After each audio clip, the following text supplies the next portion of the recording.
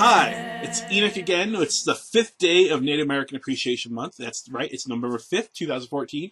And I thought today, being a Wednesday, let's talk about something that has a W in it, like authors, because authors write stuff that's weak, but hey, it's what I have right now.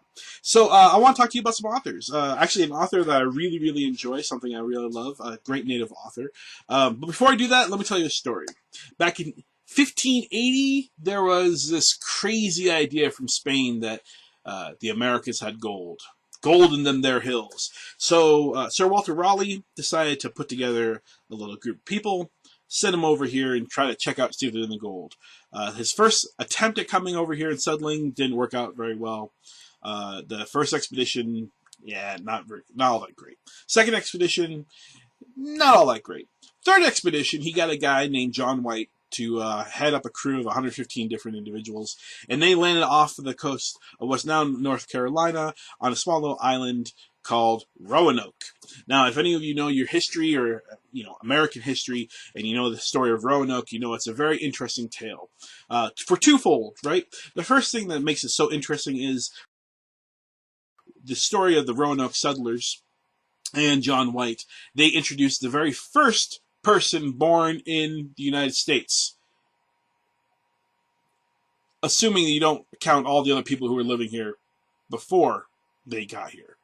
So the very first English person, the very first white person, the very first Caucasian person. Can I say that? Is that ethically sound? Yes, it is, because for some reason, Virginia Dare is known as the very first person born in Americas, even though we've been living here for quite a long time before they came over and Virginia was born. However, that's where we got the state Virginia from.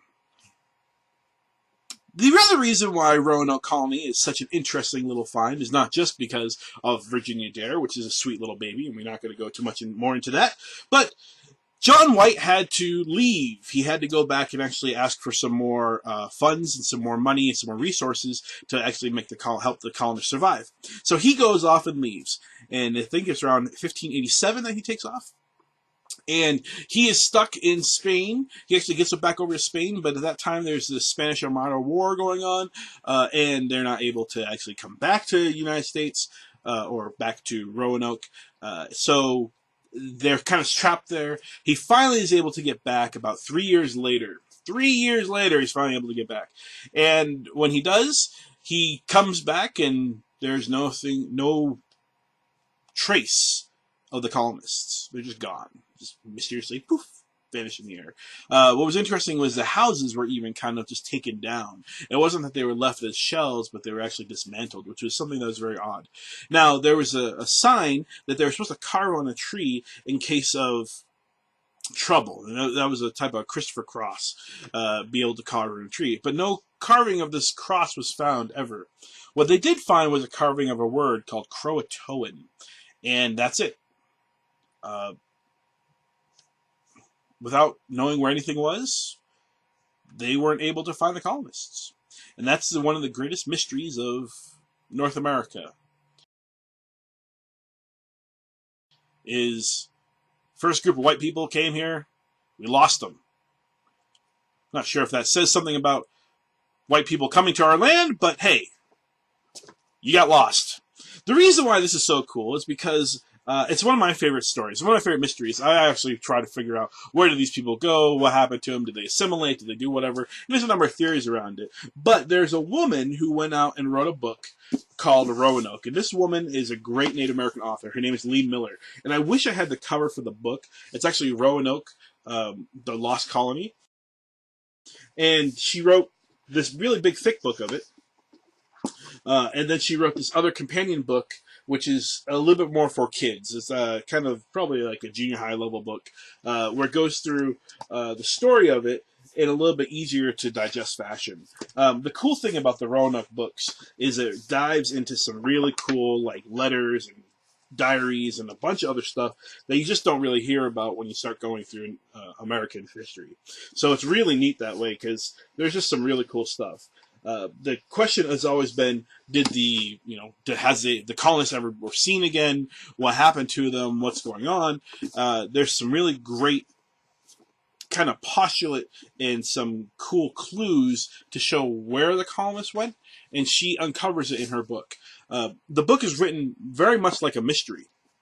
So as you're reading the book, it's like you're reading this whodunit, and it's kind of neat. The reveal at the end and everything. Just a really great book, and I highly recommend it. Roanoke, Lost Colony, or to pick up the smaller companion book, Roanoke, The Mystery of the Lost Colony. It's also a really good thing. Cool thing I like about Lee Miller was she's just a historian, and she actually lives up in upstate New York. But she was asked by Kevin Costner after Kevin Costner did the whole Dances with Wolves. He came out and wanted to do another Native American project, and he did one called 500 Years.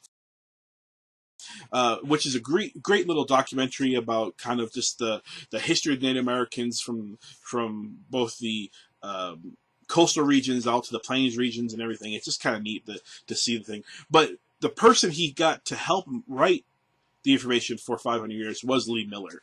And so he contacted her and said, hey, would you be able to really go through and be our consultant for the project?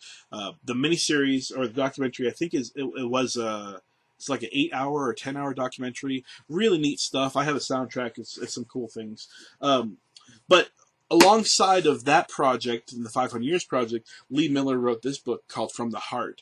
And this book is really, really cool. It's got Lee Miller telling some stories inside of it, but it's primarily taken from the accounts of people who lived at the time, either from their quick little blurbs out of their diaries or from words that they found on walls and other things like that. And it kind of tells the story of the history of the Native American culture. Really, really beautifully done. Great little book. I highly recommend it if you want to learn more about Native culture. From the Heart by Lee Miller. It's just it's an amazing little read. And there's about 250 plus sources inside of the book of the voices of the past, telling the story of how our world came about, how our culture came about, and to what actually has happened with the history of Native Americans. Just a great book. So I highly recommend Lee Miller as my Native American author. She still does some work here and there, doing a lot of consulting, a lot of writing. She currently lives up in upstate New York somewhere. But just an amazing little author that I've really started to admire and fall in love with. So for Wednesday, November 5th, 2014, Lee Miller and all that she's done, I highly recommend it. Remember to go out and hug yourself a Native American, and I will see you tomorrow.